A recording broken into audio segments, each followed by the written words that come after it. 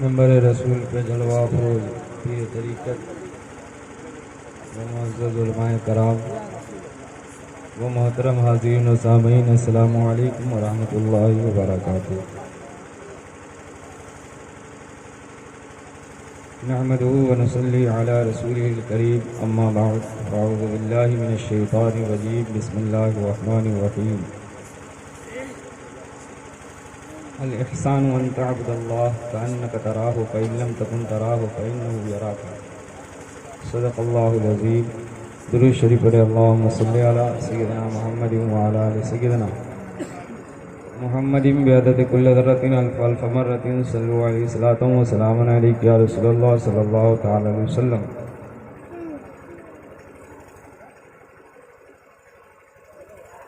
اللہ رب العزت کا لاکھ لاکھ شکر ہے جس نے اپنی توفیق خاص سے ہمیں اور آپ کو آج کی اس عظیم الشان محفل میں حاضری کا شرف عطا کیا۔ اللہ رب العزت کی بارگاہ میں دعا ہے کہ آج کی اس نشست کو ہماری فکری، اعتقادی اور عملی تربیت کے اعتبار سے نتیجہ خیز اور بامقصد بنائے۔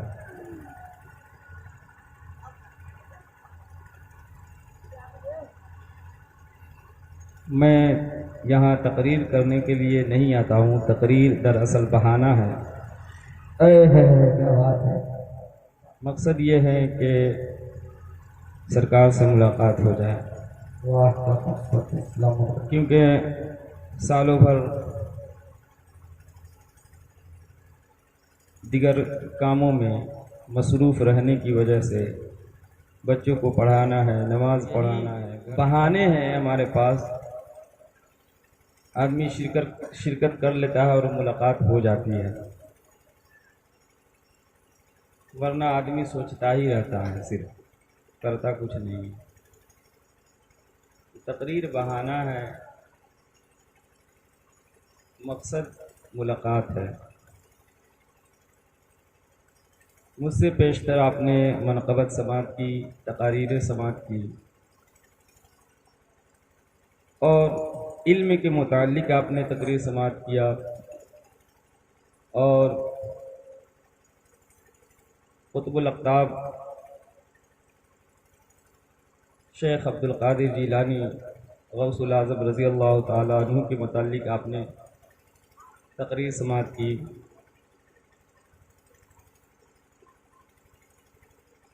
میں محفل کی مناسبت سے اپنی بات کو رکھوں گا، اور اسی مناسبت کی وجہ سے میں نے حدیث احسان کو چنا ہے۔ مگر اس سے پہلے میں چند باتیں آپ تک پہنچا دوں، وہ یہ ہے کہ مجھ سے پیشتر 2 تقریریں ہوئی علم کے متعلق، اور میرا بھی جی چاہتا ہے تھوڑی دیر علم کے متعلق میں بھی بات کروں۔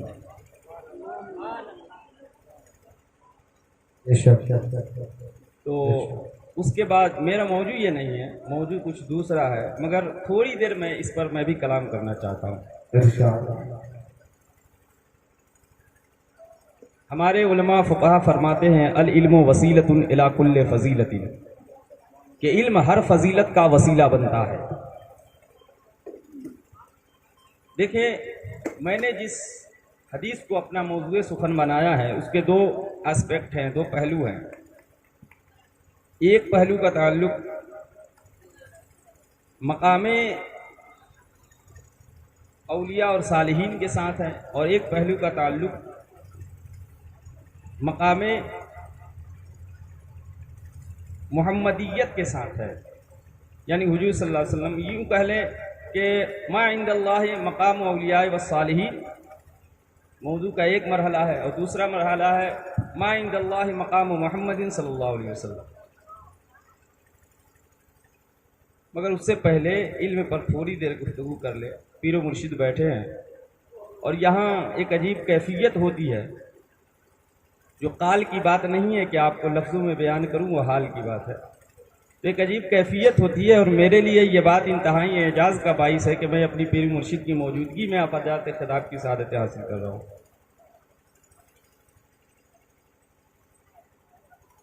تو علماء نے فرمایا ہے العلم وسیلۃ الی کل فضیلۃ، کہ علم ہر فضیلت کا وسیلہ بنتا ہے۔ آپ دیکھیں مدرسے میں جب دستار دی جاتی ہے، جب کوئی بچہ پڑھ کے نکلتا ہے، فضیلت کی ڈگری اسے دی جاتی ہے، تو اس کے سر پہ جو پگڑی سجائی جاتی ہے اسے دستار فضیلت کہا جاتا ہے۔ اسے دستار کرامت نہیں کہتے، اسے دستار شرافت نہیں کہتے، بلکہ دستار فضیلت کہتے ہیں، کیونکہ شرافت نسب سے آتی ہے اور کرامت تقوی سے آتی ہے، اور علم جو ہے ہمیشہ، فضیلت جو ہے ہمیشہ علم سے ملتی ہے۔ تو بندہ کوئی چاہتا ہے فضیلت حاصل کرے تو فرمایا العلم وسیلۃ الی کل فضیلۃ، کہ علم جو ہے ہر فضیلت کا وسیلہ ہے۔ آپ دیکھیں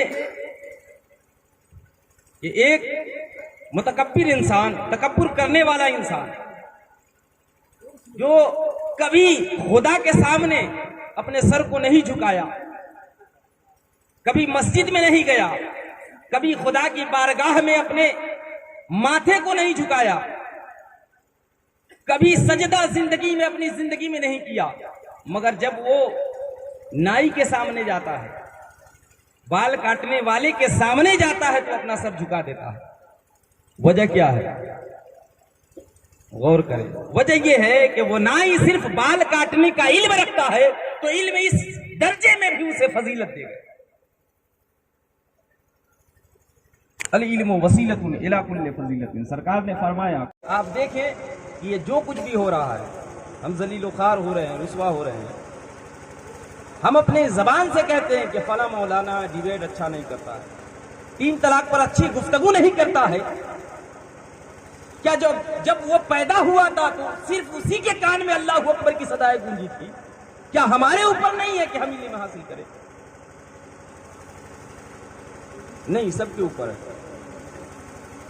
امام الانبیاء غلام، آج ہمارے معاشرے کا حال یہ ہے کہ ہم اپنی اولاد کو، اپنے معاشرے میں نوجوانوں کو صرف اردو پڑھنا لکھنا سکھا دیتے ہیں، ٹے کر کے اردو پڑھ لیا، میٹرک میں درود شریف پڑھے، اللہم صلی علی سیدنا محمد وعلی آل سیدنا محمد بعدد کل ذرۃ الف پڑھتے۔ تو آپ اپنی اولاد کو صرف اردو پڑھانے کی حد تک، یہیں تک اسی کو محدود سمجھ لیں کہ بس ہم یہیں تک علم دین سمجھتے ہیں، اور جب بات آئے کسی مولانا کی تو آپ کہیں کہ فلانا مولانا ڈیبیٹ اچھا نہیں کرتا، 3 طلاق پر اچھے مسئلے نہیں، اچھے سے نہیں بول پاتا۔ اقبال کہتا ہے کبھی اے نوجوان مسلم تدبر بھی کیا تو نے، وہ کیا کرتو تھا تو جس کا ہے ایک ٹوٹا ہوا تارا، مجھے اس قوم نے پالا ہے آغوش محبت میں، کچل ڈالا تھا جس نے پاؤں میں تاج سرے دارا، گوا دی ہم نے جو اسلاف سے میراث پائی تھی، سریا سے زمین پر آسمان نے ہم کو دے مارا، مگر وہ علم کے موتی کتابیں اپنے آبا کی، جو دیکھے ان کو یورپ میں تو دل ہوتا ہے سے پارا۔ اقبال کہتا ہے اپنے آبا و اجداد کی کتابیں، شیخ اکبر کی کتابیں، جب ان لوگوں کی کتابوں کو میں دیکھتا ہوں، آکسفورڈ میں، کیمبرج میں جب دیکھتا ہوں، وہاں کے یونیورسٹی میں، وہاں کے لائبریری میں جب دیکھتا ہوں تو دل ہوتا ہے سے پارا، کہ دل کے 30 ٹکڑے ہو جاتے ہیں کہ کتابیں ہمارے آبا و اجداد نے لکھی اور پڑھتے کوئی اور ہے۔ آج ہماری امت گر چکی ہے، لٹ چکی ہے۔ اگر اٹھنا چاہتے ہو، یہ لٹی ہوئی امت، یہ گری ہوئی امت اگر اٹھنا چاہتی ہے تو مدینے سے آواز آ رہی ہے، ان اللہ یرفع بہذا الکتاب اقواما، اگر اٹھنا چاہتے ہو تو قرآن کے دامن کو تھام لو۔ قرآن کے بیساکھی کے سہارے یہ قوم بلند ہوگی، لیکن ہم نے علم کو محدود کر لیا ہے۔ آپ اپنے معاشرے میں جھانک کر کے دیکھیں، کتنے عالم، امام غزالی فرماتے ہیں کہ تمہارا خاندان چاہے جتنا بڑا ہو، تم جتنے رئیس خاندان کے ہو، جتنا بڑا تمہارا خاندان ہو، کوئی فرق نہیں پڑتا، اگر تمہارے خاندان میں ایک بھی فرد ایسا نہیں جسے شریعت کا علم ہو تو جان لو وہ زندوں کا خاندان نہیں، مردوں کا خاندان۔ اللہ اکبر۔ آپ اپنی اولاد کو وراثت میں گاڑی دیتے ہیں، آپ اپنی اولاد کو وراثت میں بینک بیلنس دیتے ہیں، کھیت کھلیان دیتے ہیں، مگر کتنے لوگ جو ہے اپنی اولاد کو وراثت میں شریعت مصطفیٰ دے رہے ہیں۔ امام الانبیاء غلام، علم کی ضرورت ہے اس دور میں۔ آج ہم آج سائنس کے کلائمیکس کا دور ہے، سائنس عروج پر ہے، کمال پر ہے، اور اس دور میں بندہ اگر علم حاصل نہیں کرے گا تو مل جائے گا۔ ہمارے آباء و اجداد کا یہ طریقہ رہا۔ اس دور میں اگر بندہ علم نہیں حاصل کرے گا تو کیا ہوگا؟ آج ہم چاند دیکھ کر کے عید مناتے ہیں، بقرعید مناتے ہیں، مگر آج سائنسداں جو ہے چاند پہ پہنچ چکے ہیں، اور اگر مسئلہ سامنے آ جائے کہ تم چاند دیکھ کر کے عید مناتے ہو، بقرعید مناتے ہو، میں تو چاند پہ ہوں، بتاؤ میں کیا دیکھ کر کے عید مناؤں؟ تو کیا صرف جو ہے نور الیزا اور قدوری پڑھنے والے اور نحمیر اور جو ہے کافیہ پڑھنے والے اس کا جواب دے سکتے ہیں؟ ایمان سے بتائیں یہ جواب دے سکتے ہیں؟ تو کیسے ہوگا؟ اس دور میں ضرورت ہے ایسے پلیٹ فارم کی، مسلمانوں کے اندر ایسے پلیٹ فارم کو قائم کرنے کی ضرورت ہے جہاں پہ ایک بندہ، ایک مسلم قوم کا نوجوان جب آئے، بچہ آئے تو وہ دینی تعلیم بھی وہاں سے لے، دنیاوی تعلیم بھی۔ بے شک حق ہے، مگر آج ہمارے بچوں کو کوئی ایسا پلیٹ فارم نہیں مل رہا ہے، ہمارے قوم کے بچوں کو ایسا کوئی پلیٹ فارم نہیں دیا جا رہا ہے جہاں سے وہ دونوں تعلیم حاصل کرے۔ مدرسہ میں بچہ جاتا ہے تو وہ دنیاوی تعلیم سے محروم رہ جاتا ہے، اسکول میں جاتا ہے تو دینی تعلیم سے محروم ہو جاتا ہے۔ شیرازہ ہوا ملت کا مرحوم کا ابتر، اب تو ہی بتا تیرا مسلمان کدھر جائے؟ حق ہے، وہ لذت آشوب نہیں بحر عرب میں پوشیدہ جو ہے مجھ پہ، وہ طوفان کدھر جائے؟ ہر چند ہے بے راہ لاؤ قافلاؤ ذات، اس کوہ بیابا سے ہودی خان کدھر جائے؟ آج جو ہے کوئی پلیٹ فارم نہیں دیا جا رہا ہے۔ یاد رکھیں آج جو ہے ہم اپنے آپ میں مناظرہ کر رہے ہیں، مجادلہ پتہ نہیں کیا کیا ہم کر رہے ہیں، مگر یہ یاد رکھیں سب سے بڑا فتنہ آنے والا ہے، اس کی طرف کسی کی نگاہ نہیں ہے، کسی کی نظر نہیں ہے، اور یورپ میں یہ فتنہ پھیل چکا ہے، اور یہاں آنے میں تقریباً 30-40 سال لگیں گے۔ یاد رکھ لیں، اگر میری بات اگر نوٹ کرنا چاہتے ہیں تو نوٹ کر لیں اور لکھ لیں، اگر زندگی رہی، حیات رہی تو دیکھ لینا۔ دنیا کے سامنے آنے والے زمانے میں 50 برس کے اندر دنیا کے سامنے دو ہی چیلنجز ہوں گے، ایک اسلام اور ایک الہاد۔ یہ الہاد ہمارے نوجوانوں کے رگوں میں دوڑ رہا ہے، گردش کر رہا ہے، تیزی سے پھیل رہا ہے۔ اگر ہم نے اس فطرہ کے خلاف قدم نہیں بڑھایا تو جان جائیں آنے والی نسلیں جو ہے الہاد کا شکار ہو جائیں۔ لیکن اس پر کسی کی توجہ نہیں ہے، حتیٰ کہ علماء کرام کی بھی توجہ نہیں ہے، کوئی اس طرف مڑ کے دیکھتا ہی نہیں ہے۔ قوم اپنے آپ میں بٹنا چاہتی ہے، منتشر ہو گئی ہے، سب اپنے میں جھگڑا کر رہے ہیں۔ بے شک، کیا ہو گیا؟ کعبہ بھی ایک، قبلہ بھی ایک، سب کچھ ہے، مگر ہم بٹے ہوئے۔ امام الانبیاء غلاموں، دیکھیں ہم کہاں آ گئے، کہاں گر گئے۔ ہم صوفیت کے علمبردار کہلاتے ہیں، مگر اخلاق ویسا نہیں رہا، کردار ویسا نہیں رہا، تہذیب ویسی نہیں رہی، سب کچھ ہم نے چھوڑ دیا۔ کاش ہم جو ہے عملی طور پر علمبردار ہوتے، کیونکہ محفل اس نام پہ نہیں ہے کہ علم پر تقریر کی جائے، محفل کی مناسبت کچھ اور ہے، تو اس پر میری تقریر ہوگی۔ بس میرا جی چاہا بولنے کا بول دیا، اس پر بھی بات ہونی چاہیے اس دور میں، بالکل حق ہے، کیونکہ ہمارے نوجوان کا ذہن آج منتشر ہے۔ بے شک، آج ہمارے نوجوان کے ذہن منتشر ہے، وہ سمجھتے کس کو مانوں، کس کو چھوڑوں، کس کو پکڑوں، کون صحیح ہے کون غلط۔ کوئی ایسا پلیٹ فارم ہونا چاہیے جہاں ہمارے نوجوان، ہمارے نئی نسلیں جا کر ایک مطمئن ہو، وہاں پہ ٹھہرے، وہاں پہ رکے۔ تو دیکھ لیں آنے والے سمے میں دو ہی چیلنجز ہوں گے، یا تو اسلام یا الہاد۔ اور الہاد کیوں پھیل رہا ہے اس کی بھی وجہ یورپ میں شروع ہو چکا ہے، کسی اور چیز پر بحث نہیں ہوتی، یا تو اسلام یا تو الہاد۔ الہاد سمجھتے ہیں نا، ایتھیزم، اور ملحد کو ایتھسٹ کہتے ہیں، دہریہ جسے بولتے ہیں، خدا کا منکر، خدا کا انکار کرنے والا، اور اس میں زیادہ پڑھے لکھوں کی تعداد ہے، پڑھے لکھے لوگ اس میں زیادہ جو ہے اس میں شامل ہے۔ وجہ کیا ہے؟ وجہ یہ ہے کہ جو بھی پڑھتا ہے اپنے عقل کی بنیاد پر توحید کو تولتا ہے، اپنی عقل کی بنیاد پر رسالت کو تولتا ہے، اپنے عقل کے ترازو میں جو ہے رسالت اور توحید کو ناپنے کی کوشش کرتا ہے۔ کتنے ہم بھٹک گئے کہ ہم جو ہے قدموں کے نشان دیکھ کر کے یہ پتہ لگا لیتے ہیں یہاں سے کوئی آدمی گیا۔ ہم کمرے میں سوئے ہوئے ہیں اور سورج کی شعاعیں ہمارے کمرے میں آ جائیں، کرنیں آ جائیں تو ہم سمجھ جاتے ہیں سورج روشن ہو گیا، سورج نکل گیا۔ کہیں سے ہم دیکھ لیں دور سے ہی دھواں اٹھ رہا ہے تو اس بات کا مجھے یقین ہو جاتا ہے کہ آگ لگی ہے۔ مگر کیا ہو گیا ہے آج کے انسانوں کو کہ انسان دیکھتا ہے اتنی بڑی کائنات بنی ہے، اتنی بڑی دنیا بنانے والا کوئی خالق تو ہوگا نا، اتنی بڑی دنیا کو دیکھنے کے بعد بھی خالق کا یقین نہیں۔ اللہ اکبر۔ ملحدوں پر تعجب ہوتا ہے۔ قرآن کہتا ہے کیف تکفرون باللہ، اللہ کا انکار تم کیسے کر سکتے ہو؟ تم دیکھتے نہیں یہ فضائیں، یہ بہار ہے، یہ شجر و حجر، یہ خشک و تر، یہ بحر و بر۔ امام الانبیاء غلام، اسی لیے امام اعظم فرماتے ہیں کہ جس کے پاس اسلام کا پیغام نہیں پہنچا، جس کے پاس نماز روزہ حج زکات کا پیغام نہیں پہنچا تو کیا اس سے بھی ان تمام سوال جو ہے یہ سارے سوالات ہوں گے؟ نہیں، لیکن ایک سوال ہوگا، دنیا کے جس کونے میں بھی ہو اس سے ایک سوال تو ضرور ہوگا، وہ توحید کو مانتا تھا یا نہیں؟ اس لیے کہ توحید کا عقیدہ رکھتا تھا کہ نہیں، یہ تو سوال ہوگا، چاہے جس کونے میں رہے۔ ملحدوں سن لو، چاہے تم جس کونے میں رہو، تمہارے پاس اسلام کا پیغام پہنچے یا نہ پہنچے، سوال تو ہوگا، سوال ہوگا توحید کا۔ کیوں اتنی بڑی دنیا بنائی، تم غور و فکر کر کے توحید کا اقرار کیوں نہیں کیا؟ اپنے وجود پر غور کر کے توحید خالق کو کیوں نہیں مانا؟ اتنی بڑی دنیا میں آنے کے باوجود بھی اپنے کریٹر پر جو ہے بلیو کیوں نہیں کیا؟ یہ سوال کیا جائے۔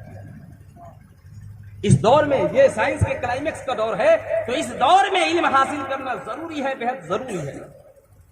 اور میں کہتا ہوں اپنے قوم کے نونہالوں سے کہ نونہالوں، تمہیں ڈبل محنت کرنے کی ضرورت ہے۔ یہ دنیا، اس کے اندر تمہیں ذریعہ جو ہے معاش کے لیے تمہیں جو ہے دنیاوی علوم بھی چاہیے،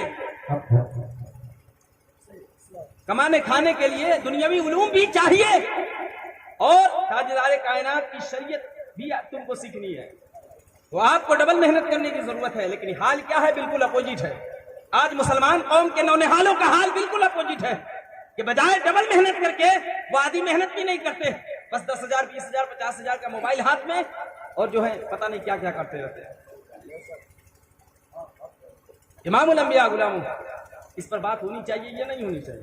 تھوڑی سی میں نے اس پر بات کر دی، اب میں اپنے موضوع پر آتا ہوں۔ سب سے پہلے میں مقام رسالت کو بیان کروں گا۔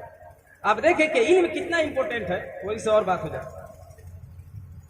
اللہ رب العزت نے جب آدم علیہ نبینا علیہ السلام کو خلیفہ بنایا، انی جاعل فی الارض خلیفہ، جب خلیفہ بنایا تو خلافت کی اہلیت کے لیے فرمایا وعلم آدم الاسماء۔ جب آدم علیہ نبینا علیہ السلام کو خلیفہ بنایا تو فرمایا وعلم آدم الاسماء کلھا، میں نے آدم کو علم آدم الاسماء، تمام اسماء کا علوم دیا۔ وعلم آدم الاسماء کلھا، ٹوٹیلٹی آف نالج دیا، کلھا کہہ کے کہا، فرمایا۔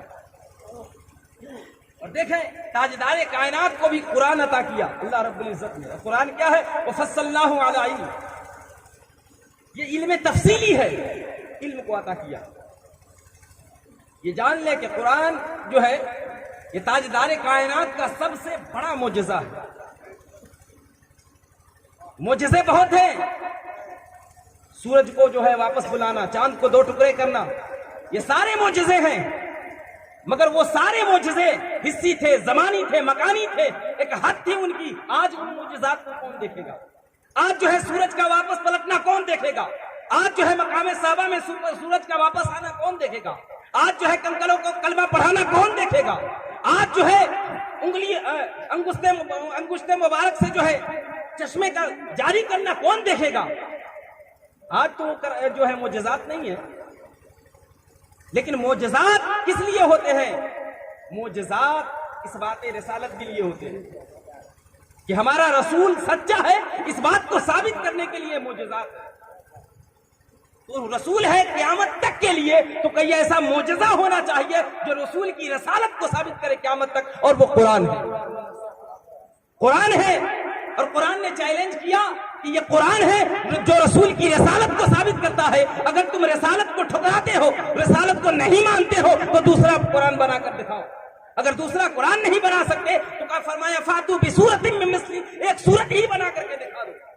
یہی وجہ ہے کہ اعتراض کرنے والوں نے اعتراض بھی کیے، مغلظات بھی بکے، مگر قرآن کے مقابلے میں دوسرا قرآن نہیں لا سکتے۔ اور یہ قیامت تک کے لیے جو قرآن معجزہ ہے۔ امام الانبیاء غلام، تو ضروری ہے اس دور میں ضروری ہے کہ ہم اپنے نونہالوں کے لیے کوئی ایسا پلیٹ فارم قائم کرے جہاں پہ دنیاوی علوم بھی دی جائے اور دینی علوم بھی دیے جائے۔ نعرہ تکبیر، نعرہ رسالہ، اللهم صل على سيدنا محمد وعلى ال سيدنا محمد صلاة وسلام علیکم۔ اب دیکھیں، یہ جو ہم محفل منعقد کیے ہیں اور جو کچھ بھی ہم اس میں کار خیر کریں گے، جو کچھ بھی ذکر و اذکار جو ہے اور تقریر منقبت جو کچھ بھی پڑھا گیا، سب کا ثواب نذر کیا جائے، ٹھیک ہے؟ مگر بعض لوگ اس کا انکار کرتے ہیں، ایصال ثواب کا، کہ ثواب ایصال ہوتا ہی نہیں ہے۔ جو ظاہر سی بات ہے، ثواب جب ایصال ہی نہیں ہوتا تو ایسی محافلیں ان کو پسند نہیں، اور ایصال کا جب لفظ آتا ہے تو اس کو یہ پسند نہیں کرتے، ثواب ایصال نہیں ہوتا۔ میں آسان لفظوں میں آپ کو سمجھاؤں گا۔ اب ثواب ایصال کی نہیں ہوتا، قرآن سے دلیل دیتے ہیں، کہتے ہیں دیکھیں قرآن میں ہے لیس للانسان الا ما سعی، انسان کے لیے وہی کچھ ہے جس کی وہ خود سے کوشش کرتا ہے۔ ظاہر سی بات ہے، اب قرآن میں یہ لفظ لکھا ہوا ہے، جو بھی بندہ جائے گا دیکھے گا قرآن میں یہی معنی۔ اب ایک سیدھا سادہ انسان ترجمہ پڑھتا ہے، دیکھتا ہے، معنی یہی ہے۔ ایصال کا معنی کیا ہے؟ ایصال ثواب کو ایصال کرنا، پہنچانا۔ جو کچھ بھی ہم کار خیر کرتے ہیں وہ پہنچاتے ہیں۔ اور یہ قرآن سے دلیل دیتے ہیں کہ دیکھیں انسان کے لیے وہی کچھ ہے، لیس للانسان، انسان لیسا کر کے نفی کر دیا، لیسا انسان کے لیے کچھ بھی نہیں ہے الا ما سعی، جس کی وہ کوشش کرتا ہے۔ تو انسان کے لیے وہی کچھ ہے جس کی وہ خود کوشش کرتا ہے۔ یہ قرآن سے دلیل ان کی ہے، ان کے پاس۔ لیکن یہ یاد رکھیں، اب آپ حدیث سنتے ہوں گے کہ جب مؤذن اذان دیتا ہے، آپ نے سنی ہوگی، جب مؤذن اذان دیتا ہے تو اس کی اذان سن کر کے جتنے لوگ نماز پڑھنے کے لیے جاتے ہیں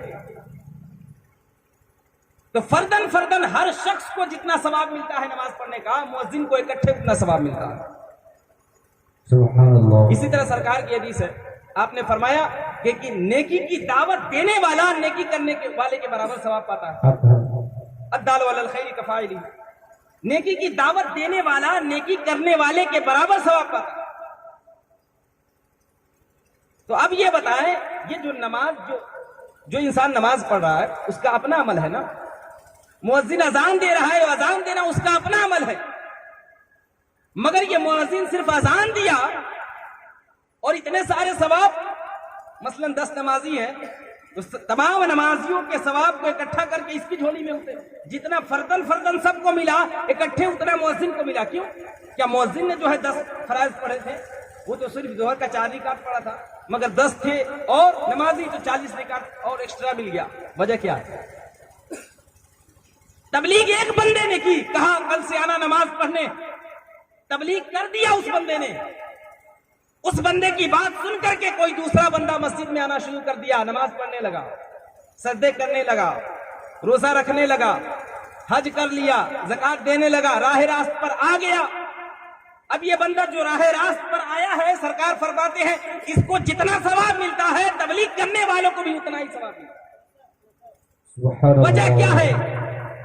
وجہ کیا ہے؟ ان تمام باتوں کو مد نظر رکھے تو ایک ہی وجہ ہے۔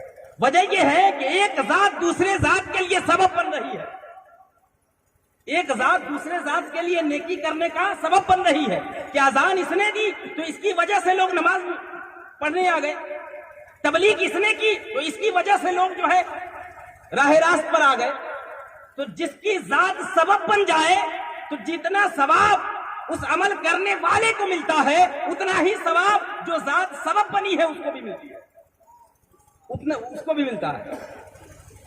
تو ایمان سے بتائے یہ جو آج محفل سجی ہے کیا ہمیشہ اسی طرح سے سجاتے ہیں؟ ہر روز اسی طرح سے محفل قائم کرتے ہیں؟ نہیں نا. تو سبب کس کی ذات بنی؟ کس کی وجہ سے محفل کو قائم کیا؟ سبب کس کی ذات بنی؟ غوث اعظم کی ذات بنی نا. جب غوث اعظم کی ذات بنی تو ہم کو یہاں فردن فردن جتنا ثواب ملے گا تمام کو اکٹھا کر کے اتنا اکیلے ثواب غوث اعظم کو ملے گا. سبحان اللہ. یہ آسان جو ہے لفظوں میں ہم نے آپ کو جو سمجھایا ہے. بہت ایک ذات اگر دوسرے ذات کے لیے سبب بن جائے نیکی کرنے کا تو اس کو جتنا ملتا ہے اس کو بھی اتنا ہی ملتا ہے. اب آتے ہیں اس پر کہ لیس للانسان الا ما سعى، کہ انسان کے لیے وہی کچھ ہے جس کی وہ خود کوشش کرتا ہے. تو یہ دلیل دیتے ہیں قرآن سے، کہتے ہیں دیکھیے انسان کے لیے وہی کچھ ہے جس کی وہ خود سے کوشش کرتا ہے. اس کا اپنا عمل ہے اس کو ملے گا، تمہارے عمل کا ثواب کسی دوسرے کو نہیں مل سکتا. اور قرآن میں واقعی یہی معنی ہے. تو مطلب کیا ہوگا؟ صاف صاف یہی ترجمہ ہے. تو ایمان سے بتائیں سرکار کی حدیث پاک ہے، آپ فرماتے ہیں بہت سارے ایسے لوگ ہیں جو بغیر حساب و کتاب کے جنت میں جائیں گے. بغیر حساب و کتاب، بغیر حساب و کتاب کے. اب یہ بتائیں سرکار نے یہ فرمایا کہ بہت سارے ایسے انسان ہیں کہ بغیر حساب و کتاب کے جنت میں جائیں گے. اور ایک جگہ قرآن میں آیا کہ اللہ جو ہے ذرے ذرے کا حساب لے گا. جو بھی بندہ جو کچھ بھی کرتوت کرتا ہے اس کا حساب لیا جائے گا. تو جو کچھ بھی بندہ کیا ہے اس کے کرتوت کی سزا ملے گی. ایک یہ بندہ ہے کہ اللہ انصاف کرنے والا ہے تو انصاف کرے گا. جو کچھ گناہ ہم نے کیا ہے اس کی سزا دی جائے گی. اور ایک طرف ہے کہ قیامت کے دن بہت سارے لوگ بغیر حساب و کتاب کی جنت میں جائیں گے. تو کیا یہاں اللہ معاذ اللہ انصاف نہیں کرے گا؟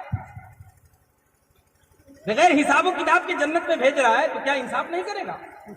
اس سے بڑا انصاف کرنے والا تو کوئی نہیں.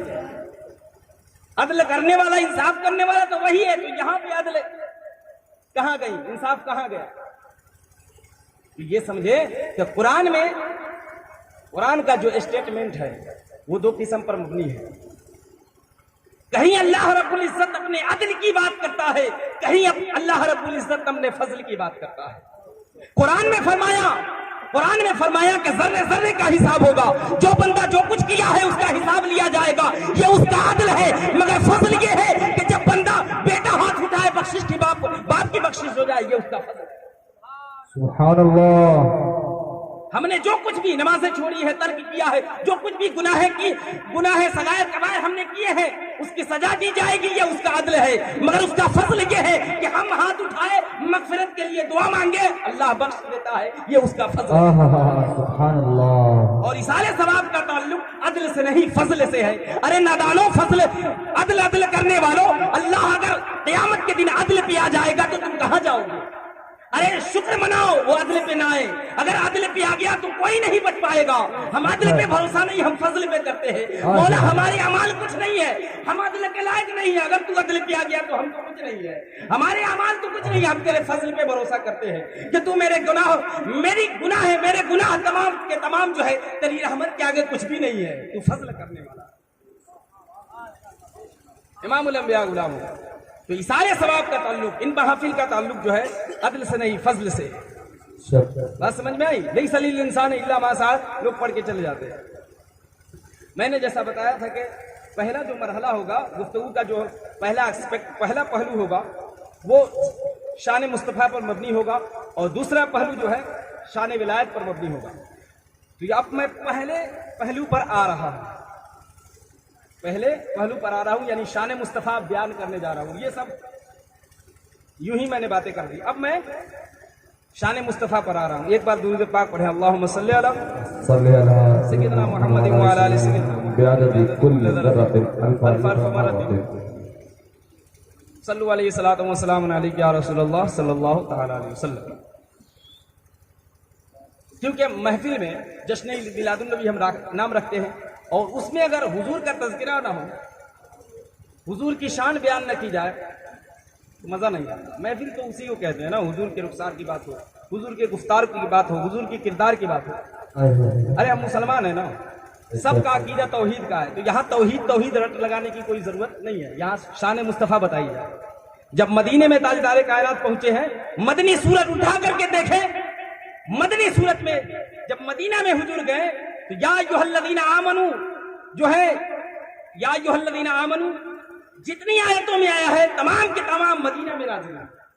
اللہ اللہ سبحان اللہ. مکے میں تھے تو کفار و مشرکین بھی تھے, تو کبھی یا ایھا الناس کہہ کے خطاب کیا, اکثر یا ایھا الناس کہہ کے خطاب کیا, مگر یا ایھا الذین آمنو کی جتنی صورتیں ہیں ساری کی جتنی آیتیں ہیں ساری کی ساری مدنی ہیں. کیا مطلب کہ مدینہ میں آ گئے ہیں, اب ایک نظام قائم کیا ہے, کر دیا ہے, سارے کے سارے مسلمان ہیں. اب مسلمانوں کے سامنے توحید رٹ لگانے کی ضرورت نہیں ہے, سارے توحید کو مانتے ہیں. کوئی ایک بھی ایسا مسلمان نہیں جو رب کی ربوبیت کا انکار کرے, تو اب ان کے سامنے توحید رٹ لگانے کی ضرورت نہیں. اب یہ بتاؤ شان مصطفیٰ کیا ہے؟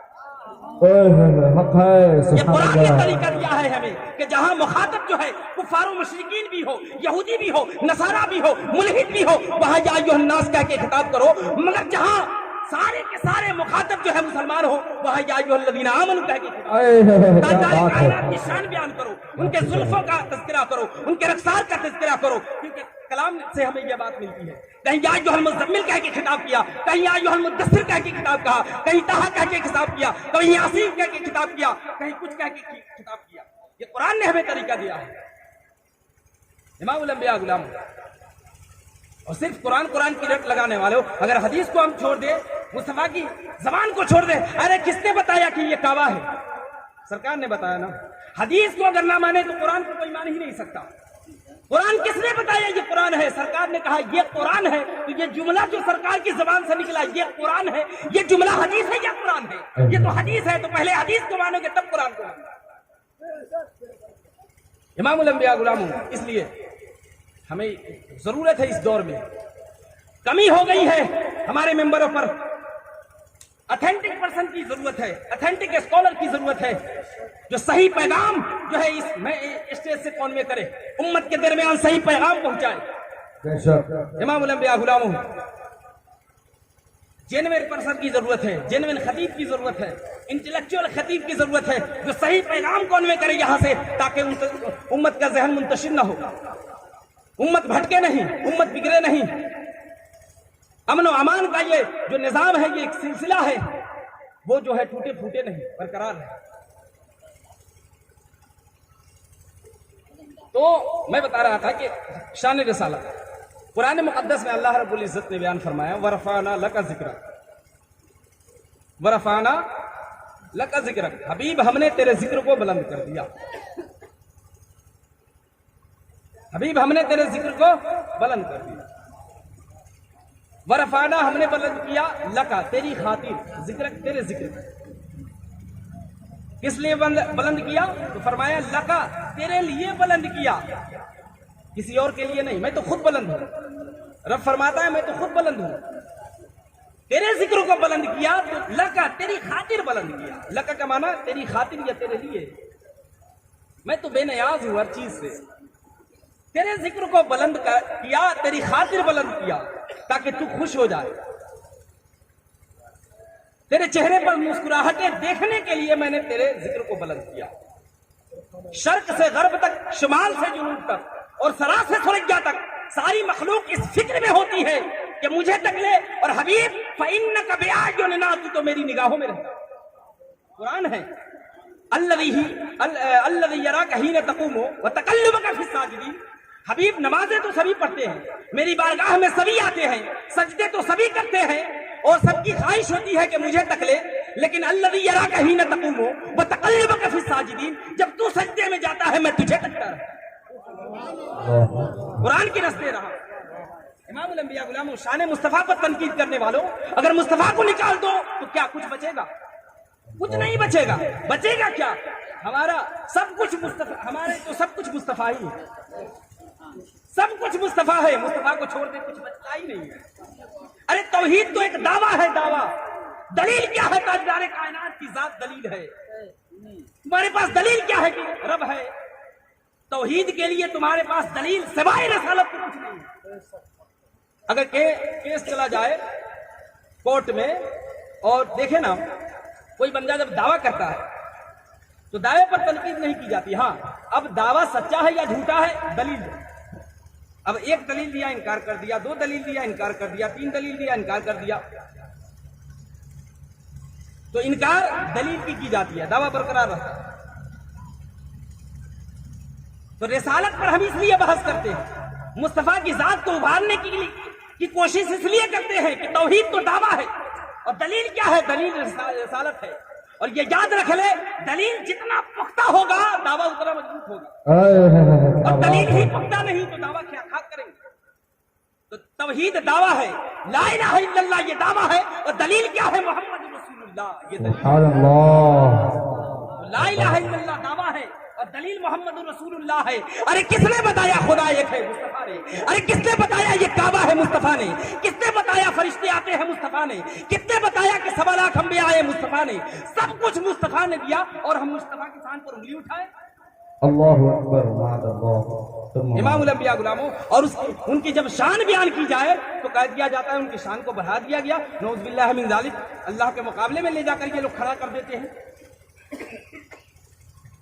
नऊज़ बिल्लाह। हम मुस्तफा को खुदा का शरीक नहीं मानते। अल अब्द ला यकुन अल माबूद वल माबूद ला यकुन अल अब्द। अब्द माबूद नहीं हो सकता, माबूद अब्द नहीं हो सकता। मगर जान ले, हम मुस्तफा को खुदा का शरीक नहीं मानते, खुदा का हबीब मानते हैं। लोग कहते हैं खुदा का शरीक बना देते हैं, हम खुदा का शरीक बनाते हैं। अगर मुस्तफा की शान बयान कर दी जाए तो लोग कहते हैं कि देखो मुस्तफा को बढ़ा दिया, मुस्तफा की शान को बढ़ा दिया, ले जाकर के खुदा के मुकाबले में इन्होंने खड़ा कर दिया। नऊज़ बिल्लाह। हम क्या बढ़ाएंगे मुस्तफा की शान? और जिसकी शान रब ने बढ़ा दिया हो, हम क्या बढ़ाएंगे? अब देखे ना, फरमाया वरफ़अना लका ज़िक्रक, हमने हबीब, हमने तेरे जिक्र को बुलंद कर दिया, तेरे जिक्र को बुलंद कर दिया। मौला तूने अपने हबीब के जिक्र को बुलंद किया तो किसके मुकाबले में किया?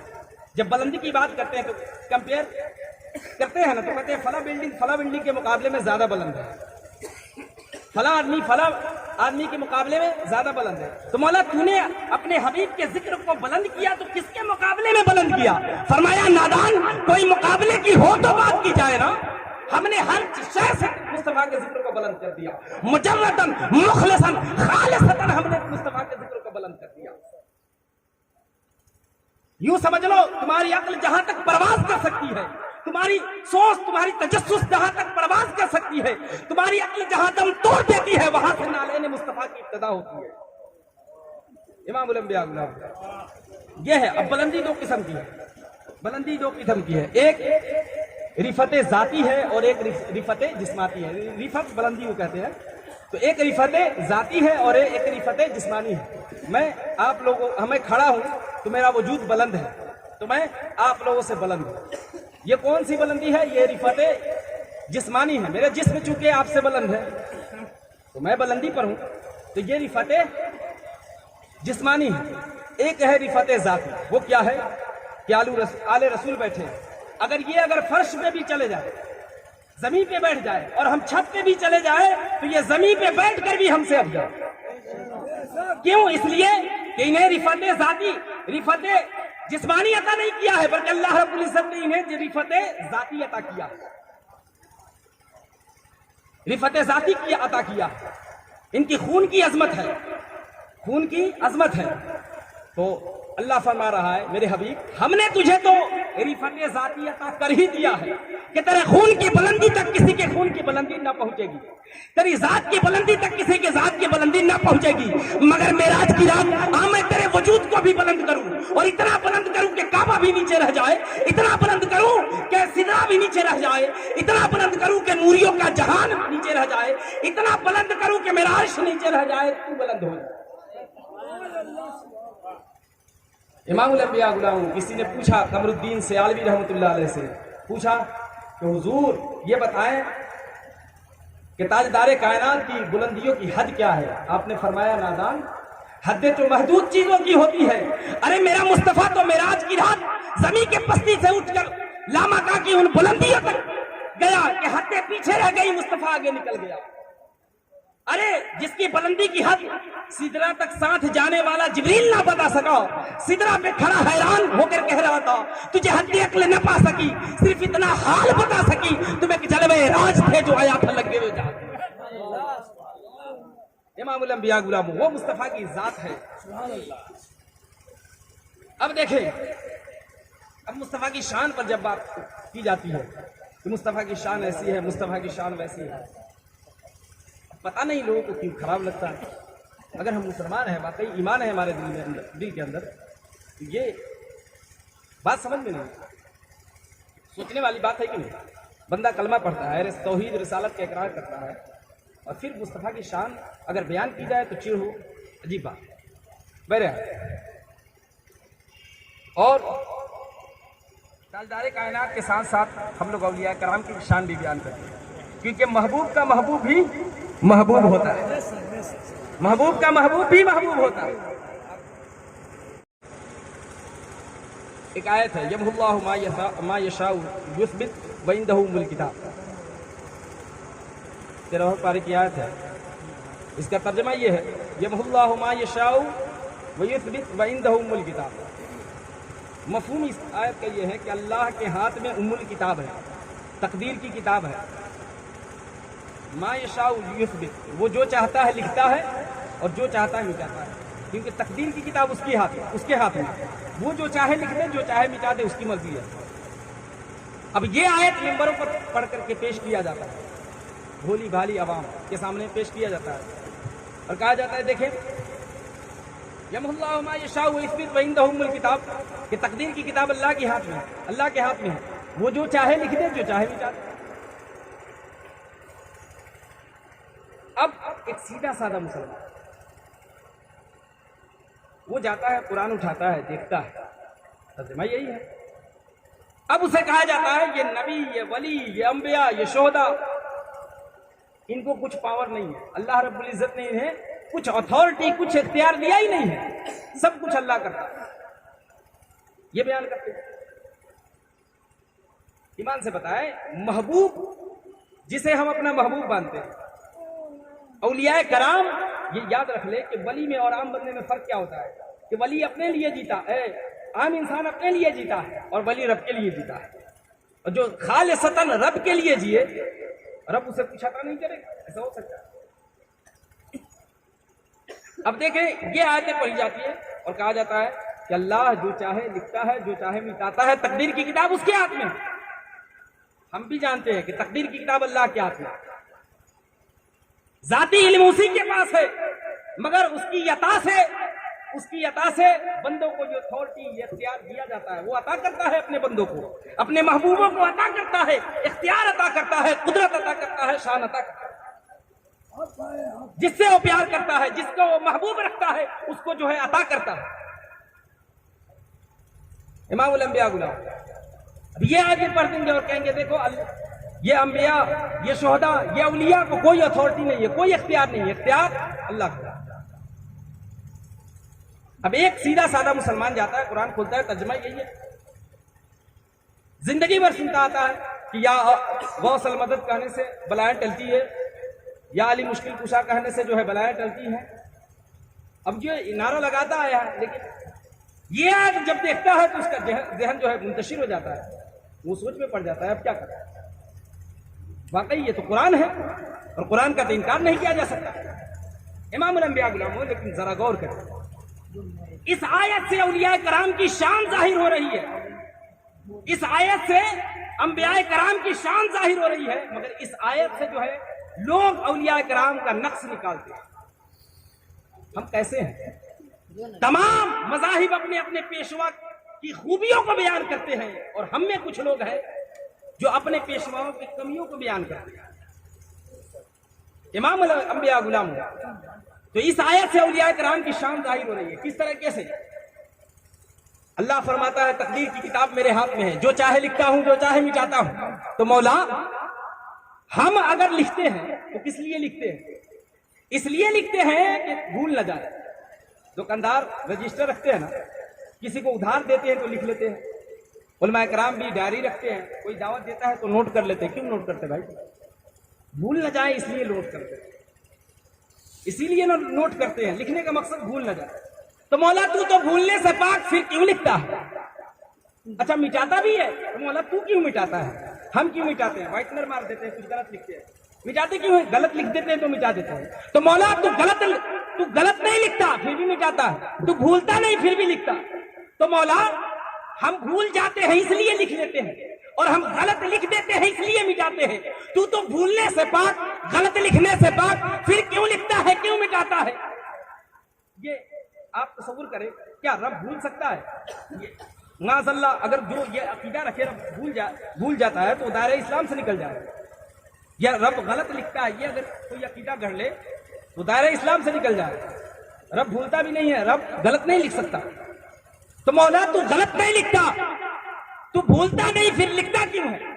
और जब गलत नहीं लिखता तो मिटाता क्यों है? फरमाया नादान यही तो समझाना है कि देख मैं गलत नहीं लिखता फिर भी मिटाता हूँ, मैं भूलता नहीं हूँ फिर भी लिखता हूँ। तो मौला हम तो भूलने के डर से लिख लेते हैं, हम गलत लिखते हैं तो इसलिए मिटाते हैं। तू भूलने से पाक, तू गलत लिखने से पाक, फिर क्यों लिखता है, क्यों मिटाता है? फरमाया नादान जब मेरा कोई यार कहता है तो लिख देता हूँ, जब मेरा यार कहता है तो मिटा देता हूँ।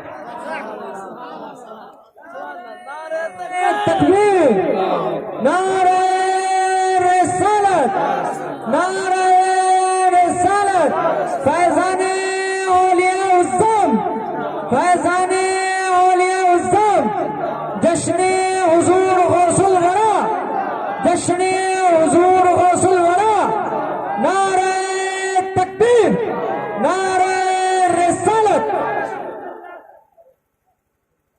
जब मेरा यार कहता है लिख देता हूँ, जब मेरा यार कहता है मिटा देता हूँ। इमामुल अंबिया गुलाम। इसी तरीके से जब हम सरकार की शान बयान करते हैं तो लोग कहते हैं ये शान को जो है बढ़ा देते हैं, मुबालगा करते हैं। सरकार की शान में कोई मुबालगा कर ही नहीं सकता। मुबालगा किसे कहते हैं? जिसका जो लेवल हो उस लेवल से बढ़ा दिया जाए। कोई प्राइमरी का टीचर है उसे कह दिया जाए ये जो है प्रोफेसर है, तो ये मुबालगा हुआ। कोई सिर्फ उर्दू पढ़ना लिखना जानता हो उसे हम कहते हैं ये मुहद्दिस है, तो ये मुबालगा हुआ। इसे मुबालगा कहा जाता है। तो जिसकी जितनी अथॉरिटी हो, जिसकी जितनी सलाहियत हो, जिसका जो लेवल हो उस लेवल से अगर बढ़ा दिया जाए तो ये कहा जाता है मुबालगा कर दिया। ईमान से बताएं सरकार की शान में हम मुबालगा कैसे करेंगे? क्योंकि बाद खुदा बुजुर्ग तू ही किस्सा मुख्तसर, कि खुदा के बाद अगर जो कुछ भी कहो वो कम ही होगा, वो मुबालगा नहीं होगा। अगर खामोश है तो तू ही है सब कुछ, और जबान खोली तो तेरा हुस्न हो गया महदूद। अरे खुदा की जात है, और खुदा की जात के बाद मुस्तफा की जात है, बीच में कोई पर्दा है नहीं है, बीच में कोई और जात नहीं है। बाकी अस खुदा बुजुर्ग तो ही किस्सा मुख्तसर, खुदा के बाद सिर्फ मुस्तफा की जात है। ये बताएं खुदा की जो है ताजदार कायनात की शान में मुबालगा कैसे कोई कर सकता है? मुबालगे की एक ही मुस्तफा को खुदा कह दे और कोई नहीं कहता। अहले सुन्नत वल जमात का कोई भी फर्द ऐसा अकीदा नहीं रखता। तो बताओ मुबालगा कैसे करोगे? अरे सरकार की जितनी शान बयान करो वो कम ही होगा। तुम्हारी जबान में उतनी कुव्वत नहीं, उतनी सलाहियत नहीं कि सरकार की शान बयान। जो कुछ भी बयान करोगे वो कम होगा, मुबालगा हो जाता है।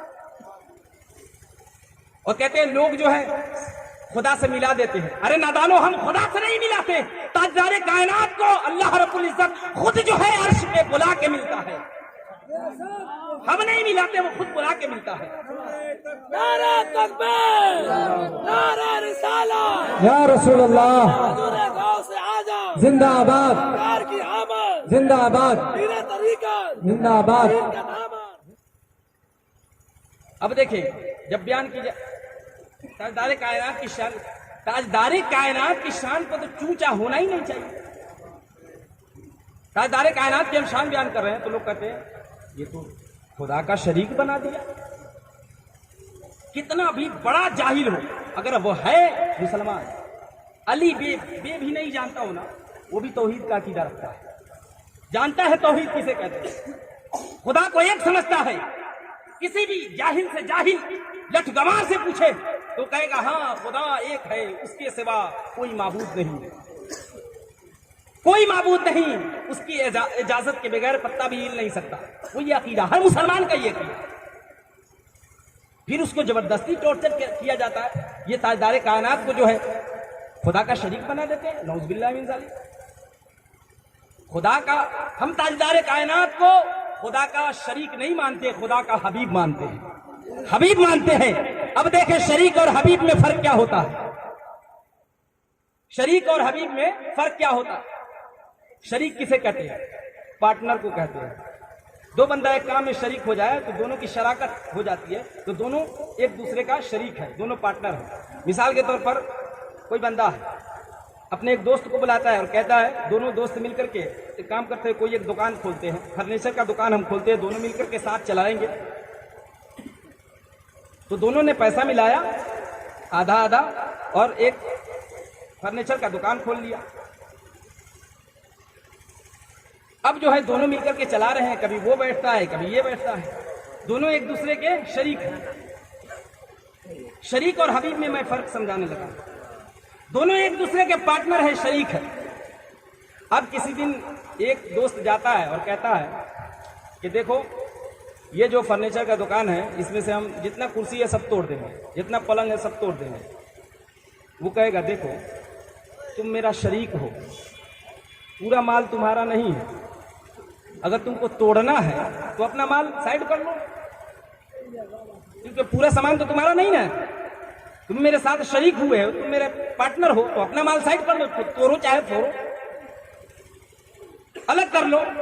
تو شریک ایک کرسی توڑنے نہیں دیتا، شریک جو ہے برتن توڑنے نہیں دیتا، مگر حبیب کی شان یہ ہے کہ 14ویں کی رات ہے، چاند گردش کر رہا ہے آسمان میں، عرض کرتے ہیں مالک حقیقی میں اسے توڑنا چاہتا ہوں، آواز آتی ہے میرے مصطفیٰ تو شریک نہیں حبیب ہے، چاہے تو توڑ دے چاہے تو جوڑ دے۔ نعرہ تکبیر، نعرہ تکبیر، نعرہ رسالت، نعرہ رسالت، عظمت مصطفیٰ، عظمت مصطفیٰ، نعرہ تکبیر، نعرہ رسالت۔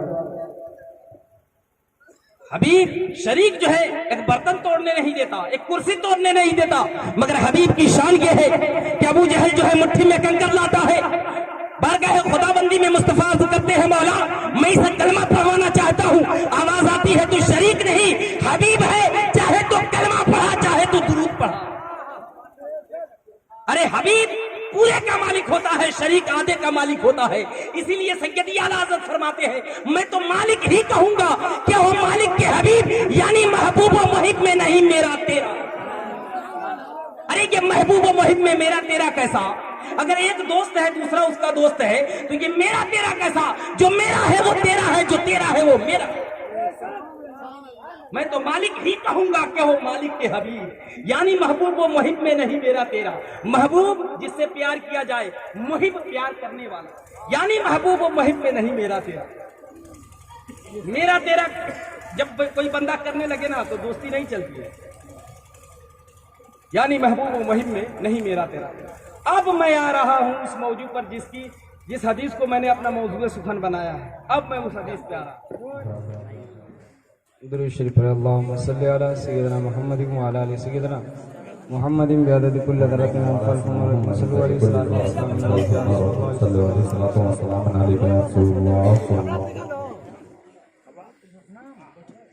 یوں سمجھے کہ میں تو ابھی جس حدیث کو اپنا موضوع سخن بنایا تھا اس حدیث کی تشریح وغیرہ بھی کرنے جا رہا تھا، بہرحال لیکن اب سمیٹ دیا جائے گا، سرکار کا حکم ہو گیا ہے، اب سمیٹ دیا جائے گا، بالکل جو چنندہ باتیں ہیں اس کو جو بیان کر کے ختم کر دیا جائے گا، اور جو میں نے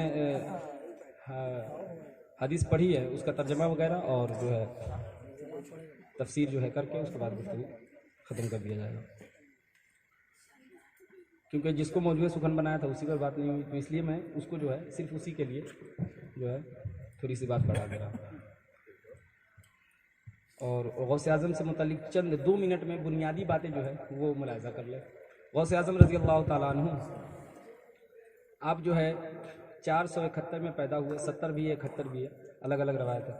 71 میں پیدا ہوئے اور 71 میں سرکار فرما رہے 71 میں پیدا ہوئے، 471 میں پیدا ہوئے، اور مجھے بھی میرا ذہن بھی منتشر تھا کہ 71 ہے کہ 70 ہے، تو 71 میں پیدا ہوئے اور 61 میں غالباً انتقال ہوا۔ اور ان کے ابو جان کا نام ابو صالح موسیٰ جنگی دوست، ان کے امی جان کا نام ام الخیر فاطمہ، اور وہ پیدا کہاں ہوئے؟ انڈیا کے بعد پاکستان ہے، پاکستان کے بعد ایران ہے، اور ایران کے بالکل نارتھ سائڈ میں ایک کیسپین سی نام سے دریا ہے، اس دریا کے کنارے جو ہے گیلان شہر پہلے نہیں تھا، اب پتہ نہیں کیا ہے، پہلے چھوٹا سا قصبہ وغیرہ تھا، اس میں وہ پیدا ہوئے۔ گیلان بھی ہے، جیلان بھی ہے، اور جیلی بھی ہے، جیلی بھی ہے۔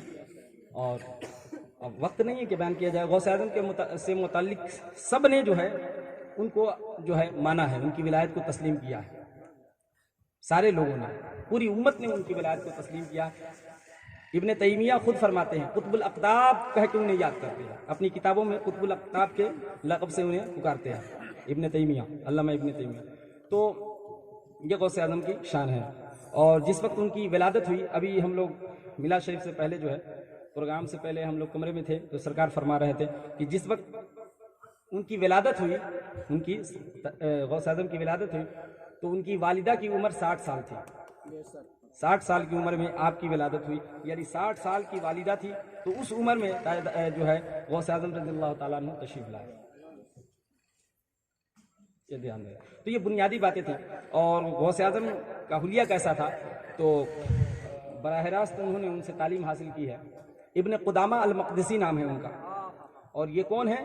تو یہ صلاح الدین ایوبی جب جو ہے بیت المقدس کو فتح کیا تھا صلاح الدین ایوبی نے، تو اس میں جو ہے یہ چیف ایڈوائزر کے طور پر یہ تھے، ابن قدامہ المقدسی۔ یہ فرماتے ہیں، یہ براہ راست جو ہے شاگرد ہیں غوث اعظم کے، تو یہ فرماتے ہیں ان کا حلیہ کیسا تھا۔ فرماتے ہیں کہ جو ہے سینہ چوڑا تھا، داڑھی گھنی تھی، اور جو ہے گندمی رنگ تھا آپ کا، اور بیان فرماتے ہیں میانہ قد کے تھے آپ، میانہ قد کے تھے، یہ حلیہ مبارک کا فرماتے ہیں۔ اور ہری شال آپ اوڑھتے تھے، ہری شال۔ اب اس میں بھی حکمت ہے، قرآن میں ہے الا رفرف الخدرین، جنتیوں کا لباس ہرا ہوگا، بستر ہرا ہوگا، تو اس پر وقت نہیں کہ گفتگو کی جائے۔ بہرحال تو یہ مختصر بنیادی باتیں تھیں جو میں نے بتا دیا، اور 3-4 ارشادات آپ کے سن لیں۔ آپ فرماتے ہیں قدمی ہذہ علی رقبۃ کل ولی اللہ، یہ تو مشہور فرمان ہے، آپ نے سب سنا ہوگا کہ میرا قدم تمام اولیاء کرام کی گردن پہ۔ ایک فرمان ہے، آپ فرماتے ہیں یدی الی مریدی کالسماء علی الارض، میرا ہاتھ اپنے مریدوں پر اس طریقے سے ہے جیسے کالسماء علی الارض، جیسا کہ آسمان تمام زمین پر ہے۔ یہ اور دیکھیں، اور غوث اعظم نے ایک مدرسہ قائم کیا تھا، مدرسہ نظامیہ، مدرسہ نظامیہ ان کا مدرسہ تھا۔ جلوس میں دیکھتے ہیں، نعرہ لگاتے ہیں عاشقانے فلاں، عاشقانے فلاں، ہم عاشق ہیں، عاشق ہیں، عاشق۔ آپ فرماتے ہیں غوث اعظم عاشق کسے کہتے ہیں؟ آپ فرماتے ہیں المحب لا یملک شیئا یسلم الکل الی محبوبہ، کہ محب جو ہوتا ہے محبت کرنے والا، عاشق اپنی کسی شے کا مالک ہی نہیں ہوتا، اس کی ہر شے کے مالک اس کا محبوب ہوتا ہے۔ تو اگر واقعی ہم جو ہے غوث اعظم سے محبت رکھتے ہیں، رسول اللہ سے محبت رکھتے ہیں، تو ہم کسی شے کے مالک نہیں ہیں، اب ہماری ہر شے کے مالک وہ ہے، اب ان کے مطابق ہم زندگی گزاریں، یہ فرماتے ہیں۔ اور آپ نے مدرسہ نظامیہ کو قائم کیا تھا، یعنی آپ کا فیضان مدرسے سے جاری و ساری تھا۔ آپ دیکھیں، آپ کو پوری امت مسلمہ اسی لیے تسلیم کرتی ہے، آپ نے تمام مرحلے پر کام کیا ہے، مدرسہ بھی بنوایا، خانقاہ بھی آپ نے قائم کی، سب کچھ سارے فیضان سے آپ نے جو ہے سرفراز کیا لوگوں کو، تو پوری امت مسلمہ جو ہے آپ کی ولایت کو تسلیم کرتی ہے۔ تو آپ مدرسہ نظامیہ کی آپ نے بنیاد رکھی، اور اس میں جو ہے 13 سبجیکٹ آپ پڑھاتے تھے، اس میں 40 سال تک آپ نے درس پڑھائی ہے، درس دیا ہے، جو ہے فقہ اصول فقہ وغیرہ آپ نے جو ہے لوگوں کو، امت کو درس دیا ہے۔ اور آپ جو ہے آپ دیکھتے کسی بندے کو جو میرے مدرسے میں نہیں آتا ہے، میرے پاس جانور تلمس نہیں کرتا ہے، مجھ سے فیض نہیں لیتا ہے، تو آپ اسے فرمایا کرتے ہیں، جہاں بھی دیکھتے کہتے ہیں یہ تو نیا بندہ نظر آ رہا ہے، یہ تو دکھائی نہیں دیتا ہے، یہ تو میری بارگاہ میں نہیں آتا ہے، اور مسلمان لگتا ہے اور میری بارگاہ میں نہیں آتا ہے۔ تو آپ ہاتھ پکڑ کے جھٹکا دیتے اور فرماتے یا قلیل العقل بیتک علی الدجلۃ وتموت عطشان، کہ دریا رہتا دریا کے کنارے ہے اور تموت عطشان، اور پیاسا مر رہا ہے۔ اللہ، مطلب یہ ہے کہ میری خانقاہ میں آتا کیوں نہیں، میرے مدرسے میں آتا کیوں نہیں، میری بارگاہ میں آتا کیوں نہیں، یہاں چشمے جو ہے فیضان مصطفیٰ جاری ہے اور تو جو ہے پیاسا مر رہا ہے۔ آپ بیان فرمایا کرتے تھے. یہ آپ کے چند ارشادات تھے جو میں نے آپ کو بیان کیے. اب جو ہے وہ حدیث پڑھ کے اس کا ترجمہ بتا کے ختم کرتا ہوں. دیکھیں قرآن و حدیث سے یہ سلاسل، یہ طریقت، یہ تصوف لوگ انکار کر دیتے ہیں. اور اگر ہم صرف کرامت بیان کریں، ذوق بیان کرتے ہیں، لوگ کہتے ہیں کہ یہ ذوقی ذوق سے کام لیتے ہیں، کرامت ہی کرامت بیان کرتے ہیں. قرآن و حدیث سے اس کا کوئی دلیل نہیں ہے. تو اس لیے ہم نے سوچا تھا کہ اس کو جو ہے پہلے فاؤنڈیشن کھڑی کر لیتے ہیں، کچھ بات کریں گے، لیکن جو ہے عجیب ہو گیا. بہرحال تو جو فاؤنڈیشن ہے تصوف سلاسل طریقت کا، جو فاؤنڈیشن ہے وہ میں بیان کرنے لگا ہوں. سرکار کی بارگاہ میں جبریل امین آتے ہیں اور عرض کرتے ہیں حضور اسلام کیا ہے؟ اسلام کیا ہے؟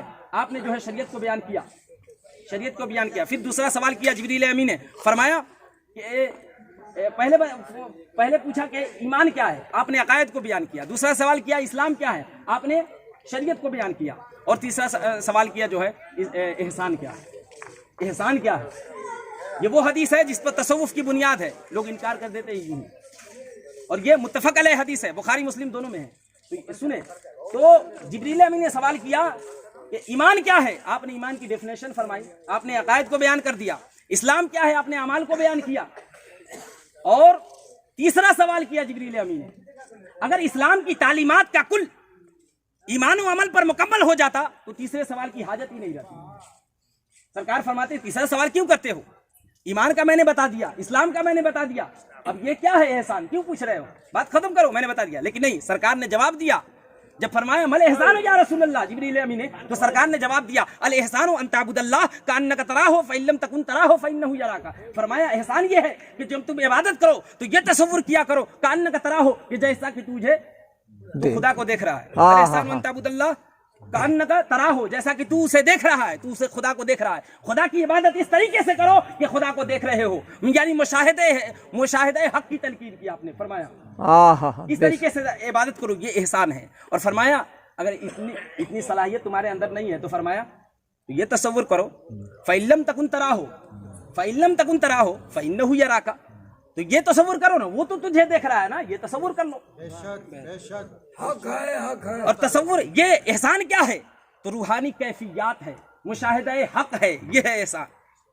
امام الانبیاء غلاموں، تو جب سرکار نے فرمایا، پوچھا جو ایمان کیا ہے تو آپ نے عقائد کو بیان کیا، اور پوچھا جو اسلام کیا ہے آپ نے اعمال کو بیان کیا، اور پوچھا احسان کیا ہے تو آپ نے جو ہے احسان کی ڈیفینیشن فرمائی. تو جب عقائد کی بحث، جب جو ایمان کی بحث جب علم میں تبدیل ہوئی تو علم العقائد بنا، جو مدرسے میں پڑھایا جاتا ہے. جب ایمان کی بحث علم میں تبدیل ہو گئی تو علم العقائد بنا، اور جب اعمال کی بحث علم میں تبدیل ہوئی تو علم فقہ بنا.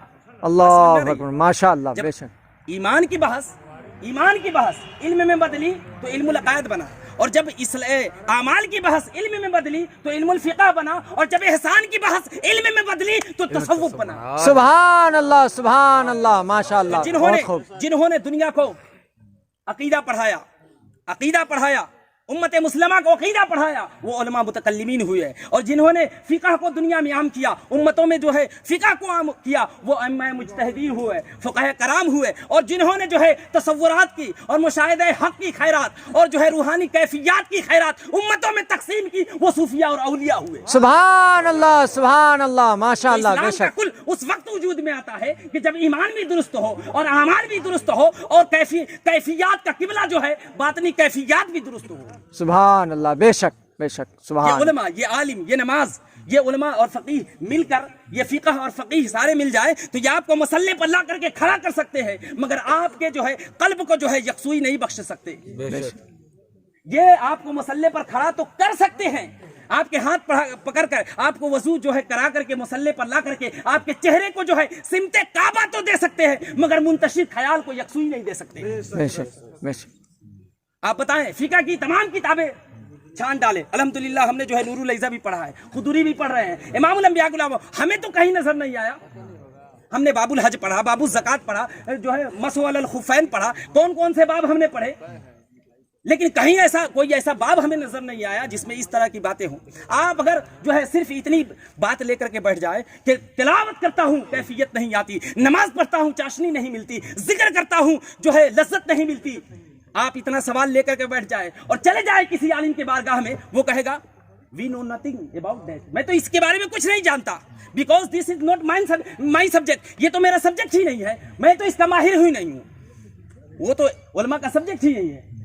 امام الانبیاء غلاموں, تو یہ سارے علماء مل جائے تو آپ کو مسلح پر کھڑا کر سکتے ہیں. تو مطلب کیا ہوا کہ اگر علم درست کرنا ہو, قبلہ کے سمت جانا ہو, اگر جو ہے وضو سیکھنا ہو, غسل سیکھنا ہو, فرائض شریعت کے احکام کو جاننا ہو, تو علماء کی بارگاہ میں رجوع کرو. اور جب انہماک نہ ہو, استحلاق نہ ہو, استغراق نہ ہو, جب دل نہ لگے, کیفیت حاصل نہ ہو, اور جو ہے قلب منتشر ہو جائے, ذہن منتشر ہو جائے, یکسوئی نہ ملے, انہماک نہ ہو, استحلاق نہ ہو, استغراق نہ ہو, ارے جب کال درست کرنا ہو علماء کی بارگاہ میں جاؤ, اور حال درست کرنا ہو تو صوفیاء کی بارگاہ. سبحان اللہ ماشاء اللہ اکبر یا رسول اللہ. زندہ آباد, زندہ آباد. یہی وجہ ہے کہ سب سے بڑے امام اعظم, آپ جب ان کے سوانح حیات پڑھے, ان کے اساتذہ میں بہلول دانا کا نام آتا ہے. بہلول دانا ان سے کیا پڑھنے جاتے تھے؟ دنیا انہیں پاگل کہتی تھی, دنیا انہیں مجذوب کہتی تھی. تو ان کے پاس کیا پڑھنے جاتے تھے؟ کیا فقہ پڑھنے جاتے تھے, اصول پڑھنے جاتے تھے, نحو پڑھنے جاتے تھے, صرف پڑھنے جاتے تھے. دنیا تو پاگل کہتی تھی, وہ تو جو ہے ریت کا گھرودہ بناتے تھے. ان سے کیا پڑھنے جاتے تھے؟ امام الانبیاء غلام امام شافعی کو پڑھیں, امام شافعی کے استاد میں جو شعبان رائی کا نام آتا ہے. امام مالک کو پڑھیں, جو ہے امام احمد بن حنبل کو پڑھیں. امام احمد بن حنبل کی جو ہے استاد میں جو ہے بشر نحافی کا نام آتا ہے. امام احمد بن حنبل کے استاد کون ہیں؟ بشر نحافی ہے. وہ ننگے پاؤں جو ہے بغداد کی گلیوں میں گھومنے والا فقیر, ان سے کیا پڑھنے جاتے تھے؟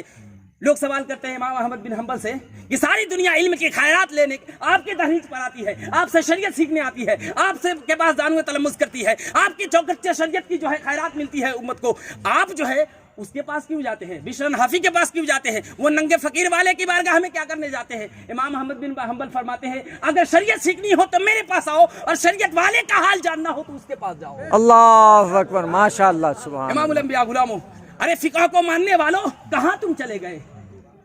اپنے اماموں کو تو دیکھو, وہ کس کی دہلیز پر جو حاضری دے رہے ہیں. ہم نے اپنے آپ کو ہم نے نہیں دیکھا. یہی وجہ ہے کہ علم ہونے کے باوجود بھی آج جو ہے دنیا الہاد کی جو ہے گرد سماتی جا رہی ہے. مسلمان کے اندر نالج ہے, ایسا نہیں ہے سارے جاہل ہیں, نالج ہے, دنیاوی علوم بھی ہے, دینی بھی تھوڑی بہت ہے, لیکن اس کے باوجود بھی کیا سبب ہے کہ جو ہے پڑھے لکھے نوجوان جو ہے ملحد ہوتے جا رہے ہیں؟ اس لیے کہ علوم کے بنیاد پر کوئی اپنے ایمان کو نہیں بچا سکتا. اس لیے جب تک صوفیوں کی بارگاہ میں جو ہے زانو تلمذ نہیں کرے گا, اس کے قلب کو یکسوئی حاصل نہیں ہوگی, اس کا ذہن منتشر ہے, وہ اس کو یکسوئی نہیں ملے گی, وہ علم کے بنیاد پر بھٹکتا رہے گا. جب زانو تلمذ کرے گا صوفیہ کی بارگاہ میں, وہ کان نچائیں گے اور دکھا دیں گے کہ دیکھو میں نے تمہیں پڑھانا کیا ہے, میں نے دکھا دیا, اب یقین کر لو. اللہ اکبر یا رسول اللہ. زندہ آباد, مرحبا, زندہ آباد. امام مالک نے خود فرمایا, امام مالک فرماتے ہیں من تفقہ ولم یتصوف فقط تفسق, کہ جس نے جو ہے من تفقہ, جس نے جو ہے فقہ کو پڑھ لیا, ولم یتصوف, اور تصوف کو چھوڑ دیا, فقط تفسق, اس نے گناہ کیا. اور فرماتے ہیں ومن تصوف ولم یتفقہ, جس نے تصوف کو لیا اور فقہ کو چھوڑ دیا, فقط تزندق, وہ زندیق ہو گیا. تو تصوف صرف لے لے پھر بھی بات مکمل نہیں, اور شریعت لے لے پھر بھی بات مکمل نہیں, تو کہاں جائے؟ تو کہتے ہیں ومن جمع بینہما فقط تحقق, جس نے سب کو جمع کر لیا, تصوف کو فقہ کو, کہا کہ جو ہے فقط تحقق, وہی حق پر. بے شک. سبحان اللہ سبحان امام اللہ. الانبیاء غلاموں, امام احمد بن حنبل سے, امام احمد بن حنبل کا قول ہے, آپ فرماتے ہیں ما وجدت اقواما افضل من اہل التصوف, کہ میں نے دنیا میں اہل تصوف سے بہتر طبقہ نہیں دیکھا. ما وجدت اقواما افضل من اہل التصوف.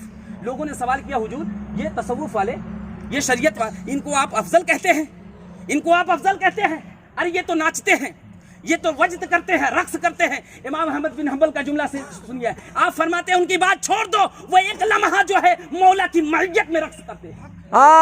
ماشاء اللہ سبحان اللہ سبحان ارے اللہ. علماء نے ہمیں کیا دیا, ہم کہاں چلے آئے؟ امام الانبیاء, وقت نہیں ہے کہ گفتگو کی جائے, ورنہ میں بتاتا. درود شریف پڑھے, اللهم صل على سيدنا شفيعنا حبيبنا نبينا مولانا محمد مبارک وسلم.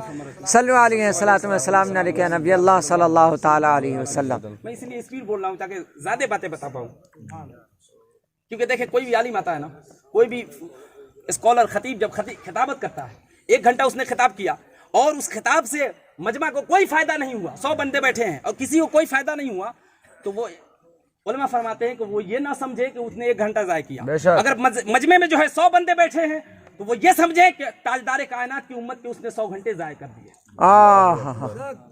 इसलिए कुछ काम की बातें अल्लाहु अकबर। इमामुल अंबिया गुलामों तो हमें ज़रूरत है। अब देखें ना, ये तसव्वुफ, ये सलासिल, ये तरीक़त, ये 2 दुश्मन के शिकार हैं। अपने भी हमले कर रहे हैं और गैर का क्या पूछना, वो तो हमले कर ही रहे हैं। और अपने भी जो खुश्क मौलवी है, खुश्क आलिम है, वो भी हमले करते हैं। तो इस दौर में जो है ये तसव्वुफ, ये सलासिल, ये इसकी जो है जान निकल रही है। कोई इस तरफ तवज्जो देने वाला नहीं है।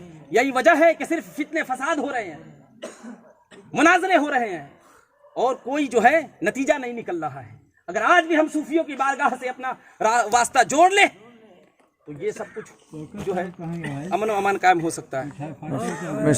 दुआ है मौला तबारक व तआला से, कहने और सुनने में किस तरह की गलती या खामियां हो गई हो तो रब्बे कदीर अपने रहीमी करीम से दरगुजर फरमाए। अस्तगफिरुल्लाह रब्बी मिन कुल्लि ज़ंबि व अतूबु इलैह व आखिरु दअवाना अनिल हम्दुलिल्लाहि रब्बिल आलमीन। अस्सलामु अलैकुम व रहमतुल्लाह।